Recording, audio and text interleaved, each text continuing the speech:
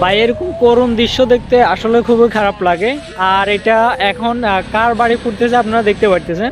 এটা হচ্ছে content creator কাফির বাড়ি। এই যে কিছুদিনের আগে আমাদের মাঝে বই নিয়ে যে বিতর্ক সৃষ্টি হয়েছে, ওই কন্টেন্ট ক্রিয়েটর কাফি এখন লেখকও বলা যেতে পারে। যাই হোক, বিষয় সেটা নয়। বিষয় হচ্ছে কি, এভাবে একজনের বাড়ি পুড়ে দেওয়া খুবই মারাত্মক বিষয়।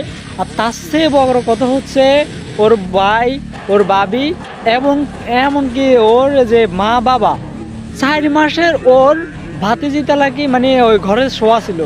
এখন আপনি বুঝেন যে ওই ঘর থেকে যদি কোনোভাবে ওদেরকে উদ্ধার না করতো তাহলে সবাই মারা যেত।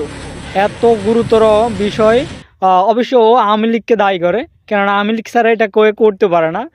আর ও এটা এই কারণে দাবি করে যে ও জুলাই অভ্যুত্থান 2024-এ সবচেয়ে সামনের সারিতে থাকি আওয়ামী লীগের বিরুদ্ধে সোচ্চার ছিল, যার জন্য ও নিশ্চিত করে দিতেছে যে আওয়ামী লীগ এটা করছে। এখন আরেকটা বিষয় হচ্ছে ও ডাইরেক্ট 7 দিনের আলটিমেটাম দিছে যে না, 7 দিনের ভিতরে আমাদের এই বর্তমান সরকার কিছু একটা করে দিতে হবে, কিছু একটার ভিতরে ওর বাড়ি সংস্কার করে দিতে হবে।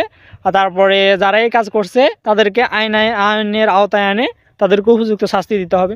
অবশ্যই আমরা এরকম মানে নেক্কারজনক কাজে আমি ধিক্কার জানাই, এবং অবশ্যই আমরা এরকম যে অপরাধ জনিত ব্যক্তিদের শাস্তি কামনা করি। আপনারা যদি একমত হয়ে থাকেন আমাকে কমেন্ট করেন। আমি চাই যে আমাদের সমাজটা সম্পূর্ণ সুস্থ সবলভাবে থাকতে। আপনি চান কিনা কমেন্ট করেন।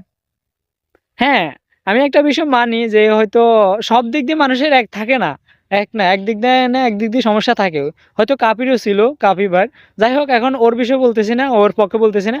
বিষয়টা হচ্ছে যেটা করছে ওটা কিন্তু মোটো কাম্য ছিল না।